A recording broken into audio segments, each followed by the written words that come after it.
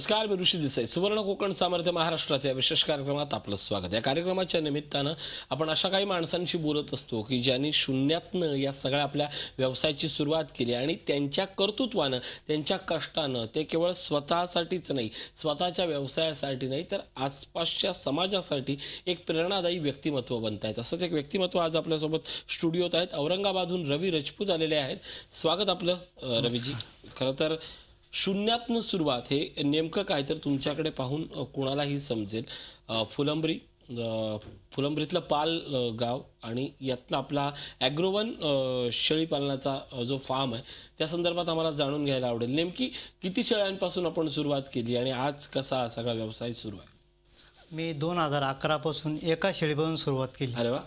आणि मला त्याच्यामध्ये म्हणजे आवड निर्माण झाली. त्याची पिलं झाली आणि त्याच्यापासून विक्री केल्यानंतर की मला एक त्याचा छंद लागला की आपण शेतीला पूरक हा व्यवसाय करू शकतो. मग त्याच्यापासून मी थोडं वाढवत चाललो.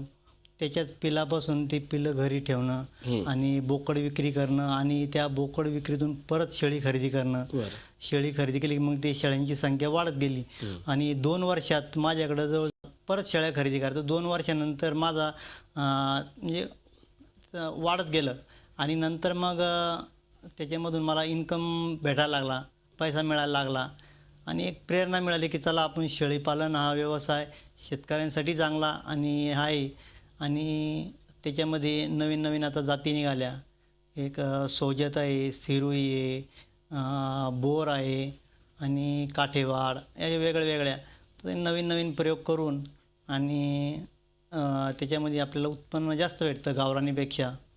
या हिशोबाने सुरुवात केली. नक्कीच. आता या शेळ्यांची संख्या नेमकी किती आहे? आता माझ्याकडं 55 शेळ्या आहे, लहान मोठ्या 55 शेळ्या आहे. आणि आता त्याच्यातून 20 शेळ्या मदर प्लॅन्टच्या, म्हणजे आपण त्याच्यापासून उत्पन्न घेणार आहे. अच्छा. आणि 30 करडा आहे. आता ते 6 महिने झाले की विक्रीला काढतो आम्ही. 20 किलो, 22 किलो, 25 किलोपर्यंत वजन झालं की त्याची विक्री करतो. त्याला मार्केट स्थानिकच मार्केट आहे आणि जागेवर सुद्धा व्यापारी येऊन आपल्याकडून खरेदी करून घेतात. नक्की. तुम्ही स्वतः साधारण 2011 पासून या सगळ्या व्यवसायात आहेत. मी काही या तांत्रिक प्रश्नांबद्दल तुमच्याशी बोलतोय. नेमक्या शेळीपालनात औरंगाबाद असेल किंवा आपल्या महाराष्ट्रात असेल, कोणत्या जाती जगतात आणि मोठ्या प्रमाणात वाढतात वजनाच्या दृष्टीने? अशा जाती कोणत्या आहेत? त्या जातींबद्दल थोडक्यात मला सांगा. आता स्थानिक शेळी जी आहे ती काटक असते. ज्याच्या भागात, ज्या समजा आमच्या भागात कोण वेगळी, कोकणातली वेगळी किंवा अशी ज्या भागात सूट होईल त्या भागातली शेळी चांगली काटक राहते. अच्छा. स्थानिक शेळी. बाहेरची व्हरायटी जर आणली आपण तर ती सूट व्हायला थोडा वेळ लागतो. राजस्थानच्या ज्या जाती आहे त्या जर आपल्याकडे आणल्या तर थोडा वेळ लागतो. म्हणजे सूट होते त्या वातावरणामध्ये, पण वेळ लागतो थोडा वजनवाढीसाठी. आणि एक आफ्रिकन जी बोर आहे, आफ्रिकन बोर, ती पण एक चांगली आहे. ती काटक जाते, वजनवाढीला सुद्धा चांगली जाते. नक्कीच. या जातींबद्दल अशासाठी विचारलं की या मग त्यांचा नेमकं आहार, त्यांचं पथ्य किंवा त्यांचं दिवसाचं टाइम टेबल, म्हणजे तुमच्या फार्म हाऊसमधलं सांगितलं तरी चालेल, नेमकं त्यांचं टाइम टेबल काय? कारण आपल्याकडे एक असं समज आहे की बाबा एखादा प्राणी पाळला किंवा एखादा पक्षी पाळला तर दिवसभर त्याला खाणं कोण घालणार किंवा त्याच्या नैसर्गिक विधीसाठी आपण वेळ केव्हा देणार? त्यांचं खाण्याचं आणि या सगळ्या गोष्टींचं टाइम टेबल कसं असतं? मग सकाळी त्यांना एक थोडं फीड द्यायचं. फीड दुपारी हिरवा चारा आणि 4 वाजेच्या वेळेस कोरडा चारा किंवा भूस असेल, तूर भूस किंवा सोयाबीन भूस, मकाचं भूस, असे 3 वेळेस जर चारा दिला दिवसातून की शेळ्यांचं चाऱ्याचा प्रश्न सुटतो. नक्कीच. हा प्रश्न सुटतो. ज्या पद्धतीने आपण चाऱ्याचं सांगितलं की एक शेळी जर आपण लक्षात घेतली, एका नॉर्मल शेळी लक्षात घेतली, तर तिच्या आहारावर महिन्यातनं साधारण किती आपल्याला खर्च जातो? एका शेळीला सगळा टोटली एका दिवसाचा 30 रुपये खर्च पडतो. अच्छा. त्याच्यामध्ये सर्व खर्च आला, खाद्य आलं, आपली मेहनत आली, सगळा पर डे 30 रुपये एका शेळीला खर्च येतो. आज शेळ्यांबद्दल प्रचंड आज व्यवसाय म्हणून मुंबईसह अवघ्या महाराष्ट्रात त्याच्याबद्दलची जी क्रेज आहे, क्रेज हा शब्द मुद्दाम वापरतोय मी, ती क्रेज वाढली आहे. म्हणजे क्रेज अशासाठी की बाबा चला आपण काहीतरी व्यवसाय करूया म्हणून शेळीपालन, किंवा आता बाबा सगळे करतात म्हणून करूया म्हणून शेळीपालन. या सगळ्याकडे बघताना गावचे आठवडी बाजारही महत्त्वाचे असतात, की ज्या आठवडी बाजारातनं अशी शेळी किंवा करडं ही विकली जातात. पण यातही म्हणजे पारंपरिक व्यवसाय करणारी माणसं ही आपल्या शब्दाशी प्रामाणिक असतात, धंद्याशी प्रामाणिक असतात. पण यातही काही गुजरातवरनं जाती आणल्या आहेत, राजस्थानवरनं जाती आणल्यात म्हणून सांगणारे दलाल वाढलेले आहेत आणि हे दलाल फसगतीचं प्रमाण जास्त प्रमाणात करतात. मग नेमकी शेळी घेताना त्यात काय गुणधर्म असावे? म्हणजे आपण हा खरेदी व्यवसाय विक्रीचा व्यवसाय करता, पण काय नवीन ज्याला उतरतोय त्यांनी काय पाहावं शेळीत?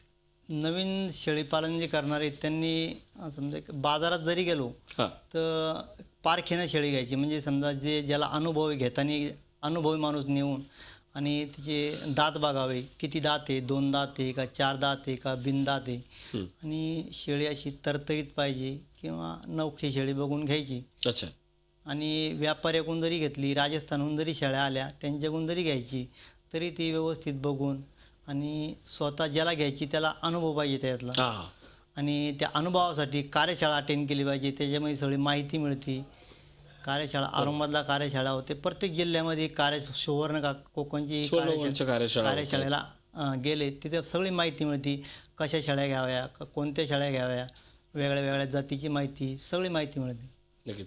हा जसा प्रश्न आहे तसा हा पहिला प्रश्न झाला. तसं आणखीन एक शेवटचा म्हणजे त्या या सगळ्या प्रोसिजरमधला एक शेवटचा प्रश्न निर्माण होतो, की विकताना नेमक्या काय गोष्टी पाहिल्या जातात? केवळ वजनच पाहिलं जातं की बाबा त्याची एकूण गोष्ट? विकताना क्रायटेरिया काय असतात आणि वजन वाढवण्यासाठी नेमकं काय केलं पाहिजे? एकूणच त्याच्या आहारात असेल किंवा या सगळ्या गोष्टी. वजन वाढामध्ये त्यांचं खाद्यावर सगळं अवलंबून आहे. त्या वजन वाढीसाठी आपण एक तर त्याच्यामध्ये लिव्हर टॉनिक किंवा फीड हे जर वाढवलं तर वजन वाढतं शेळ्यांचं. आणि विक्रीसाठी आपल्याकडे समजा एक स्थानिक शेळी जरी असली आणि एक तिचं जिवंत वजन जर 20 किलो असलं तर कमीत कमी 250 रुपये किलोच्या कमी विकल्याने गेलं पाहिजे. ते कमीत कमी 250 रुपये आपल्याला भाव भेटला पाहिजे. मग स्थानिक बाजारला विकू किंवा जागेवर येणारे जे खाटीक लोक असतात कटिंग मटनसाठी त्यांना असो, तर आपल्याला फायदा होतो त्याचा. नक्कीच. या सगळ्याचा ज्यावेळी आपण विचार करतो त्यावेळी त्याची बाजारपेठ ठरते, ती शेळी ठरते. पण असं काही झालंय का? कारण हाही प्रश्न तेवढाच महत्त्वाचा आहे, की या गोष्टी किंवा या आजारामुळे सध्या शेळी पालनाचा व्यवसाय हा पूर्णपणे बॅकफूटवर गेला, असं काही घडतं का? घडतं. याच्यामध्ये आजार आहे PPR नावाचा आजार आहे. तो जर आला आणि त्या लवकर जर नाही बघितलं, तिथं लसीकरण जर नाही केलं तर एकदा जर फॉर्ममध्ये जर आजार आला तर 3 दिवसामध्ये पूर्ण फॉर्म बसतो. त्यासाठी जी लसीकरण आहे ते प्रतिबंधक पावसाळ्याच्या अगोदर करून घ्यायलाच पाहिजे. प्रत्येक त्यांचे PPR आहे, गोटफॉक्स आहे, आंत्रविषार, घटसर्प, पुन्हा लाळ्या खुरकत, ह्या ज्या लसी ह्या पावसाळ्याच्या अगोदर पूर्ण याचं जे शेड्यूल आहे ते पूर्ण करून घ्यायचं. म्हणजे एक वर्षभर काहीच प्रॉब्लेम येत नाही. नक्कीच मित्रहो, या सगळ्या गोष्टी टेक्निकली तांत्रिकदृष्ट्या किंवा ज्यांना खरंच काही करायचं आहे त्या प्रत्येकासाठी प्रात्यक्षिकदृष्ट्या अत्यंत महत्त्वाचं आहे. तुम्ही शेळीपालनाचा व्यवसाय खरंच जर करणारे इच्छुक असाल आणि तुम्हाला या व्यवसायाची माहिती नसेल तरी देखील तुम्ही यशस्वी होऊ शकता. पण एक गोष्ट समजून घेतली पाहिजे, तुम्ही अगोदर शेळीला स्वतः हात लावून कधी पाहिलं आहे का? शेळीला कधी अंगाखांद्यावरनं खेळवली आहे का? किंवा शेळी संदर्भात करताना मनात कुठलेही संभ्रम नसताना ते सगळं जाणून घेण्याची तुमची हिंमत, तुमची कष्ट, तुमची तयारी आहेत का? हे तिन्ही शब्द अतिशय महत्त्वाचे आहेत. ते जर करणार असाल तर तुम्ही अगदी रवी राजपुतांसारखे एक यशस्वी व्यावसायिक शेळी उत्पादक होऊ शकता. मग याची सूत्र नेमकी काय आहेत? तो प्रश्न तुम्हाला महत्त्वाचाच असेल, की एका इंटरव्ह्यूतही तुम्हाला सूत्र तुम्हाला कळू शकत नाहीत. हीच यशाची गणितं आम्ही उलगडणार आहोत. अर्थात औरंगाबाद येथे 17 जुलैला रविवारी कार्यशाळा होती आणि या कार्यशाळेत तुम्हाला या सगळ्याबद्दल भरभरून सांगितलं जाणार आहे. एक छोटासा ब्रेक घेतोय. पाहत राहा सुवर्ण कोकण, सामर्थ्य महाराष्ट्राचे.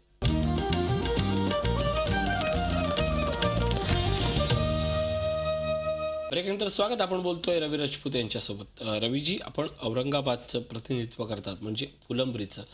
तिकडचं एकूण हवामान विचारात घेता त्या सगळ्या बाबतीत आणि बाजारपेठेची गरज लक्षात घेता त्या सगळ्या भागात या व्यवसायास किती स्कोप आहे? त्याच्यामध्ये आमच्याकडं एक बाजारपेठ जवळ आहे. हां. त्याच्यामुळं आमच्याकडं बऱ्याच प्रमाणात शेतकऱ्यांनी शेळीपालन हा व्यवसाय चालू केला आहे. आणि बाजार जवळ असल्यामुळं खरेदी विक्रीचे जवळ मार्केट असल्यामुळे बरेच शेतकरी करता येतात. आणि याच्यापासून पैसा म्हणजे शेतीला जोडधंदा एका एकरमध्ये जेवढं पिकतं आपलं हं. त्याच्यापेक्षा डबल 10 शेळ्यांच्या उत्पन्नापासून आपल्याला पैसे भेटतात. बरं, त्याचं असं नाही ना की बाबा यंदा खूप पाऊस पडला किंवा पाऊस झालाच नाही म्हणून उत्पन्नावर परिणाम, असा काय प्रकार नाही, नसतो? याच्यामध्ये शाश्वत उत्पन्न भेटणार. समजा एक आता पाऊस पडला, जास्त पाऊस पडला हां. तरी पिकं डुबणार आहे, हां. पण हे उत्पन्न डुबणार नाही. आणि पाणी जरी पाऊस पडला तरी हे पीक येणारच आहे. 10 शेळ्या जरी असल्या तर 2 एकराचं उत्पन्न आपल्याला हमखास भेटणार आहे. कमी जादा होऊ शकतं थोडं, पण उत्पन्न नक्की भेटणार आहे. नक्कीच हे सगळे व्यवसाय करताना कार्यशाळेची आवश्यकता असते.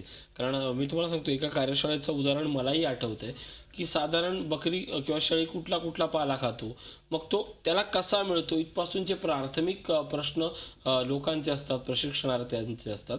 मुळात एखाद्या व्यवसायात पूर्ण उतरायचं असेल तर त्याचं सखोल ज्ञान आणि ते पुस्तकी ज्ञानपेक्षा जे खरोखर तुमच्यासारखे अनुभवी आहेत त्यांच्याकडनं घेतलं तर तुम्हाला फार मोठा फायदा मिळतो. कारण तुम्हाला आजपर्यंत त्यातली संकटं हे तुमच्या अनुभवाच्या रूपानं बोलत असतात. तुम्ही स्वतः तिथे 17 तारीखच्या कार्यशाळेत व्याख्याते म्हणून असणार आहात. काय सांगाल, काय आवाहन कराल की या सगळ्या दुष्काळावर सोडा, स्वतःवर मात करायची असेल तर शेळीपालन व्यवसाय एक उत्कृष्ट व्यवसाय म्हणून त्याची निवड तुम्ही करा, काय आवाहन कराल? शेतकऱ्यांना हे सांगणं आहे की समजा ज्याला शेळीपालन करायचं आहे त्यांनी 10 शेळ्यापासून सुरुवात करावी नक्की. आणि चाऱ्याचं नियोजन करायचं. सुरुवातीला चाऱ्याचं नियोजन करून आणि 10 शेळ्यापासून जरी सुरुवात केली तरी आपल्याला 2 एकर शेतीपासून जेवढं उत्पन्न भेटतं तेवढं 10 शेळ्यापासून नक्की भेटणार आहे. आणि 17 तारखेच्या कार्यशाळेमध्ये संपूर्ण माहिती भेटेल. त्यासाठी कार्यशाळा ही अटेंड केलीच पाहिजे. नक्कीच कार्यशाळा ही अटेंड करणं आवश्यकच आहे. असं कधी होतं का, कारण ज्या पद्धतीने आपण मोठ्या पावसाचं आता उदाहरण घेतलं की पाऊस खूप झाला तरी उत्पन्नावर त्याचा एका वर्षी खूप मोठं प्रोडक्शन झालं म्हणून खपला नाही म्हणून माल मागे येतो का, किंवा आज मागणी तेवढीच आहे का, वाढत चालली? नाही, मागणी तर वाढत चालली. आज आपल्याला समजा का त्याचं काही गणित आहे की समजा 100 शेळ्याची मागणी, हां. संपूर्ण देशामध्ये 100 शेळ्यांची मागणी, पण उपलब्धता फक्त 5 आहे. अरे बापरे. म्हणजे अजून 95 कमी. त्यासाठी राजस्थान, गुजरात इकडून माल येऊन इकडं आपल्या देवनारच्या मार्केटला माल येतो, हैदराबादला माल जातो, इकडे माल जातो. इतकं म्हणजे उत्पन्न कमी येते. नक्कीच. त्याच्यामुळं म्हणजे तुम्ही देवनार हैदराबादचं असं एकीकडे आपण बोललात म्हणून मला विचारावंसं वाटतं. देवनार हैदराबाद सोडा, तुम्ही किती जरी केलं तरी साधं निदान औरंगाबादची देखील गरज भागवू शकत नाही, एवढी वाईट अवस्था आज या व्यवसायात आहे. हो. दुकानवर आपण जर कोणत्याही जर समजा स्थानिक खाटीक लोक जर दुकानावर जरी नंबर लावा लागतो, 1 तास तरी नंबर लागतो मटण घ्यायसाठी. ते बी 400-420 रुपयापर्यंत त्याचे भाव आहे. जिवंत वजन म्हणजे 40,000 रुपये क्विंटलचे भाव झाले. शेतकऱ्यांच्या मालाला कोणत्याच मालाला एवढा भाव नाही. आणि जिवंत वजन जरी पकडलं आपण तरी 25,000 रुपये क्विंटल आपल्याला याचा भाव मिळतो. नक्कीच मित्र, रवी राजपूत यांचे शब्द अतिशय महत्त्वाचे आहेत. कारण हे पुस्तकी शब्द नाही आहेत, हे अनुभवाचे बोल आहेत. आणि हेच अनुभवाचे बोल तुमच्यापर्यंत आम्ही मांडत असतो कार्यशाळेच्या माध्यमातून.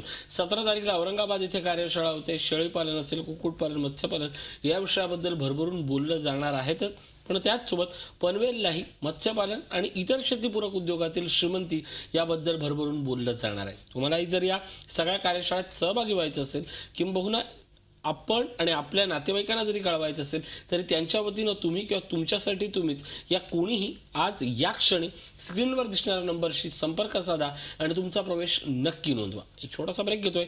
पाहत राहा सुवर्ण कोकण, सामर्थ्य महाराष्ट्राचे.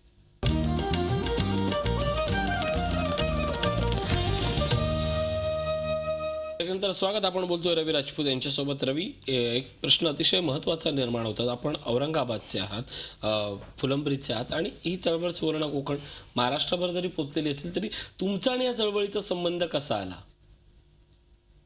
औरंगाबादला कार्यशाळा होती. अच्छा. ती माहिती मिळाली. मग मी सरांना फोन केला, दलाल सरांना फोन केला की बाई कार्यशाळा आहे. त्यांनी तुम्ही या तुम्ही. मग मी कार्यशाळेत गेलो, सरांची भेट झाली. आमची भेट झाली, कार्यशाळा अटेंड केली. इम्रान खान सर होते मार्गदर्शक.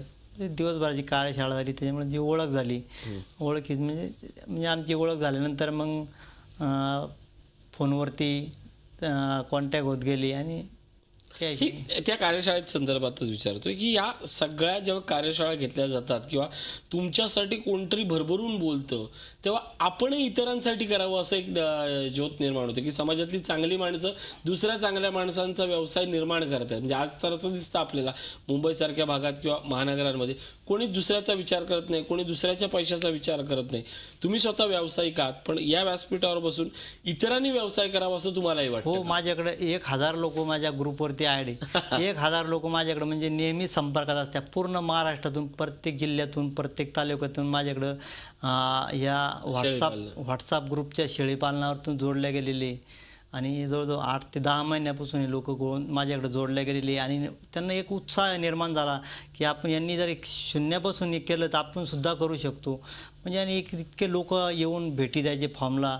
प्रत्येक सिंधुदुर्ग जिल्हा झाला तुमचा, कोकणातला, भंडारा, यवतमाळ, इव्हन लांब लांबून लोक येऊन आणि फॉर्मवर भेटी देऊन माहिती घेऊन आणि एक मी मोफत मार्गदर्शन ठेवलं माझ्याकडं.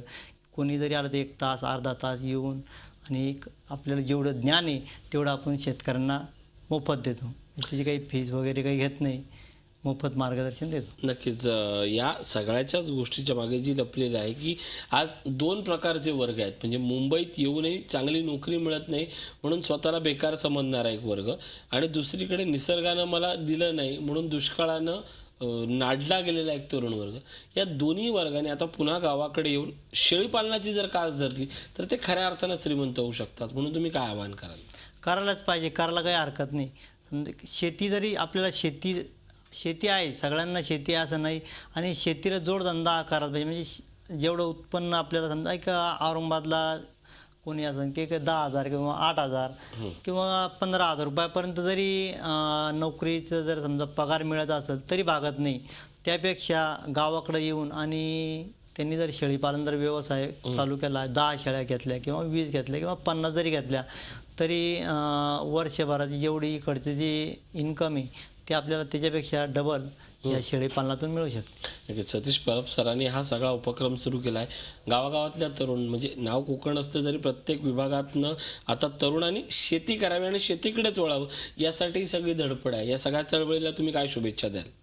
या सगळ्या सरांना शुभेच्छा देऊ. यांनी सुवर्ण कोकणमार्फत एवढं मार्गदर्शन शेतकऱ्यांना मिळतं आणि बरेच शेतकरी आमच्या औरंगाबादला जरी कार्यशाळा असली तरी जवळजवळ 150-200 शेतकरी त्या सर्व भागातून येऊन आणि मार्गदर्शन घेत्या सुवर्ण कोकणचा. आणि ह्या आता पुढच्या महिन्यामध्ये मोफत कार्यशाळा आहे त्याला यायला पाहिजे आणि 17 तारखेला एक कार्यशाळा आहे तिला शेतकऱ्यांनी यायला पाहिजे. ज्ञान मिळतं, ज्ञान वाढतं आणि आपल्याला काय उद्योग करायचा याची माहिती मिळते. नक्कीच मित्रांनो, रवी राजपूत यांचं हे सगळ्यात महत्त्वाची गोष्ट आहे. ज्ञान वाढतं, ज्ञान मिळतं आणि काय केलं पाहिजे आयुष्यात याचंही ज्ञान मिळतं. हेच अनुभवाचे बोल असतात, हे अतिशय महत्त्वाचे असतात आणि याच आपल्या अनुभवाच्या बोलीसह शेळीपालनमधला गेल्या 8 ते 10 वर्षाचा विक्रीचा, संगोपनाचा आणि नव्या भविष्यातल्या संधीचा अनुभव तुमच्याशी स्वतः शेअर करणार आहेत रवी राजपूत सर. अवश्य या. त्यासाठी स्क्रीनवर दिसणारे नंबर नोट डाऊन करा आणि या क्षणी कॉल करून तुमचा प्रवेश नक्की नोंदवा. मित्रांनो, 17 तारखेला पनवेल येथे मत्स्यपालन आणि औरंगाबाद येथे शेळीपालन विषयातली श्रीमंती याबद्दल भरभरून बोललं जाणार आहे. राजपूत सर, तुमच्यासारखा एक धडाडीचा उद्योजक इथे आला, माणसं जोडणारा, स्वतः एक आदर्श शिक्षक, शेळीपालनातले शिक्षक म्हणून तुमची एक ओळख आहे आणि तुम्ही तुमच्या अनुभवाचं संचित आमच्याकडे दिलं. खूप खूप आभार आणि धन्यवाद. धन्यवाद.